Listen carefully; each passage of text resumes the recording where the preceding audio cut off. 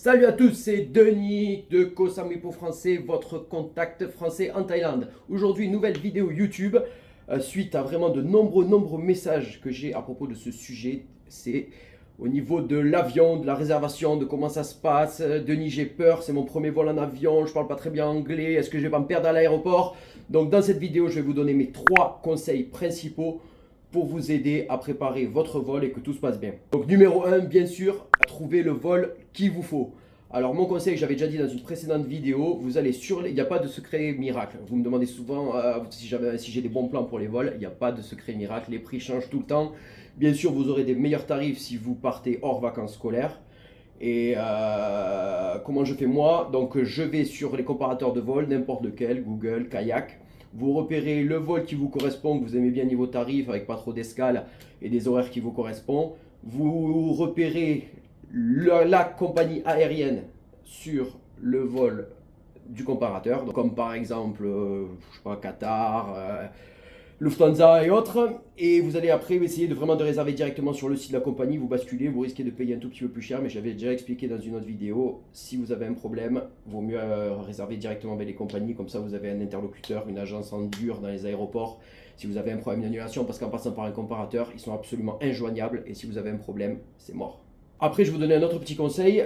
Donc, vous avez la plupart du temps deux choix. Soit c'est souvent un vol qui va passer par Paris, qui va aller directement jusqu'à Bangkok. Donc là, si vous avez pas peur de faire 12 heures d'avion, et donc vous pouvez prendre cette option-là. Moi, je préfère réserver avec des compagnies comme Qatar Airways, Emirates, des compagnies du Golfe, parce qu'en fait, eux, ils ont un stop quasiment au milieu de chemin, donc souvent à Doha ou à Dubaï.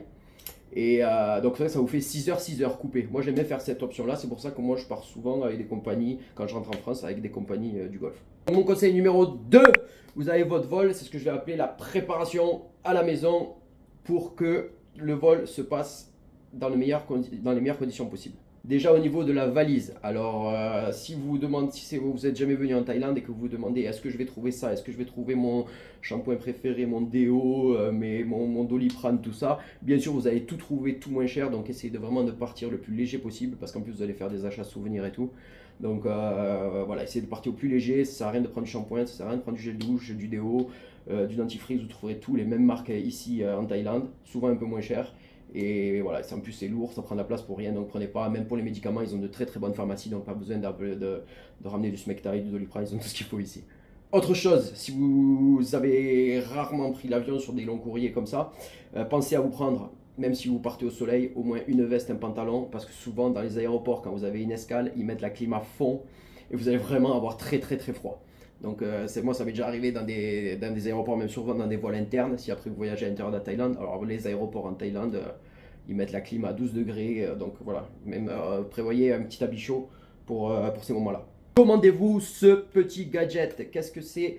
C'est un pèse-valise bien sûr, ça vaut vraiment pas cher, vous en trouvez partout, et ça peut vraiment vous aider, vous avez droit qu'à 7 kilos, et voilà, vous pesez, hop, on fait ça avant de partir, et pas de surprise à l'aéroport, pas besoin de jeter après les trucs dans la poubelle.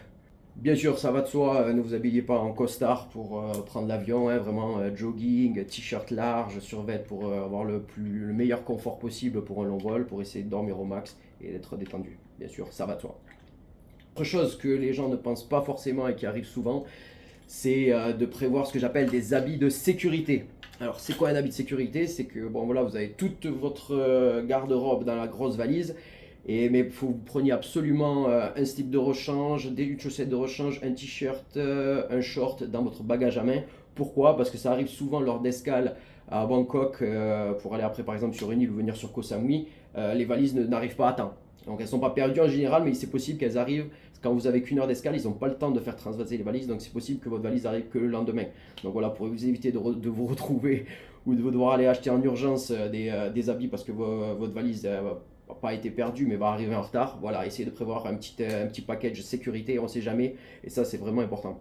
Et mon conseil numéro 3, ça y est, on arrive à l'aéroport. Donc juste avant d'arriver à l'aéroport, au niveau de l'enregistrement, un petit conseil que je fais à chaque fois, c'est essayer de vous enregistrer au plus tôt. Pourquoi au plus tôt? Si vous attendez vous enregistrez pas, vous arrivez à l'aéroport et que vous pensez vous enregistrer quand vous allez déposer votre bagage en soute, moi, ce que je fais, je m'enregistre avant. Pourquoi? Bien sûr, pour choisir mon siège. Parce que le vol n'est pas le même si vous vous trouvez sur la rangée du milieu, en plein milieu, avec des personnes à droite à gauche. Voilà, vaut mieux choisir son côté. Moi, je prends toujours côté hublot parce que j'aime bien me mettre la tête avec un petit coussin et dormir. Si vous pensez que vous allez aller beaucoup aux toilettes, prenez une rangée dans l'allée et puis comme ça vous fait de l'espace sur votre côté. Et voilà, si dès que l'enregistrement ouvre, c'est marqué dans votre mail, souvent c'est 30 heures, 48 heures avant, allez vous enregistrer de suite, vous avez juste à rentrer votre nom, il vous demande quelques petits détails, puis après vous choisissez votre place avant que quelqu'un d'autre prenne les meilleures places et qu'après vous vous retrouvez avec les places les moins bonnes. On arrive à la porte d'embarquement. Autre conseil que je fais moi tout le temps à la porte d'embarquement, c'est que moi déjà je voyage jamais avec un bagage en soute, j'ai toujours un bagage cabine. Mais il y a beaucoup de compagnies, après ils ont plus de place dans les cabines et même votre bagage cabine ils vont vous le mettre en soute. Et donc voilà, vous faites exprès de prendre ça, un petit bagage justement pour pas faire la queue quand vous arrivez, quand vous allez arriver à destination et pouvoir partir et commencer les vacances le plus vite possible. Et ben souvent, voilà, si vous arrivez en dernier, il n'y aura plus de place dans les rangements en haut et ils vous mettent directement, bon, gratuitement bien sûr, en dessous. Donc moi, ce que je fais tout le temps, à l'embarquement, je me mets direct dans les premiers, je fais la queue en premier et voilà, essayez de rentrer le plus tôt possible dans l'avion. Je sais que voilà, après souvent, ça, vous allez attendre peut-être 20-30 minutes de plus, mais au moins vous avez une place pour votre bagage en cabine de sûr quoi. Bon après si vous avez déjà un bagage en soute, ça n'en prenez pas compte puisque dans tous les cas vous devrez attendre votre bagage en soute. Ça concerne uniquement si vous voyagez que avec le bagage cabine. Autre chose, quand vous arrivez à votre porte d'embarquement, même si vous avez le temps, si vous arrêtez manger ou faire du shopping dans l'aéroport, faites attention, n'allez pas à la porte au dernier moment parce que c'est possible, souvent il y a des compagnies au dernier moment, vous avez marqué sur, dès que vous êtes arrivé, vous avez vu sur l'écran que c'était à la porte 6, c'est marqué sur votre enregistrement porte 6 et puis souvent c'est possible qu'ils vous changent de porte au dernier moment.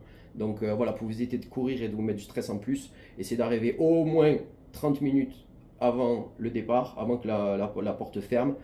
Comme ça, s'il y a un changement, vous n'êtes pas pressé, vous voyez ça de suite et vous n'avez pas la surprise si vous arrivez juste 10 minutes avant, quoi. Et dernière chose, donc voilà, c'est ce que vous me demandez le plus souvent, c'est voilà, pour les personnes qui font leur premier voyage et qui ne parlent pas très bien anglais, quand vous avez des escales à l'étranger, vous avez peur d'être perdu ou quoi que ce soit. C'est très très simple, si vous n'avez jamais pris l'avion, ne vous inquiétez pas, les aéroports, tout est super bien indiqué. Déjà, vous avez du Wi-Fi dans tous les aéroports gratuitement, si jamais vous devez contacter un proche pour vous aider, vous ne prenez pas quelque chose. Et voilà, de toute façon, c'est aussi simple, vous avez votre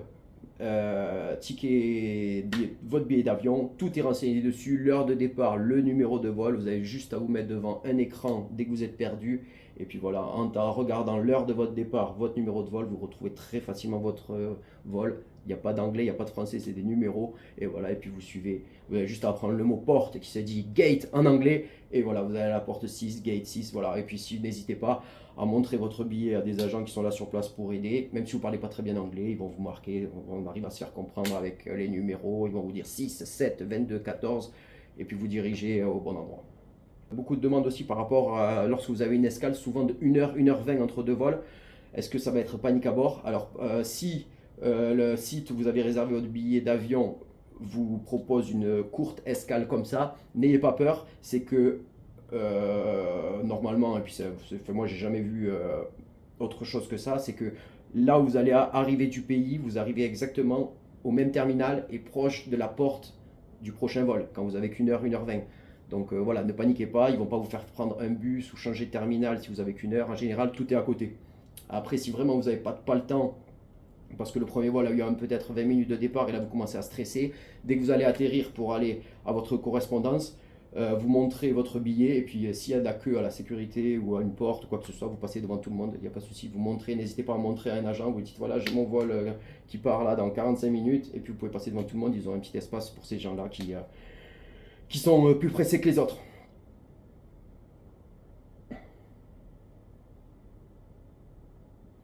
Voilà, c'était une petite vidéo sympa pour vous redonner mes petits conseils au niveau du vol parce que j'avais beaucoup de demandes. J'avais déjà dit dans une précédente vidéo. Et voilà, bon, ça, si vous avez l'habitude de voyager, de venir en Thaïlande, c'est sûr vous allez me dire ah, mais Denis, on le savait tout ça!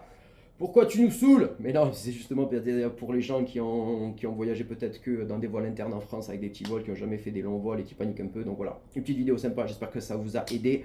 Je vous dis à bientôt à Koh Samui et partout en Thaïlande. N'hésitez pas à me contacter pour me dire quand vous arrivez. À bientôt les amis, Koh Samui pour français sur Facebook, Instagram, YouTube, abonnez-vous et à bientôt pour de nouveaux conseils.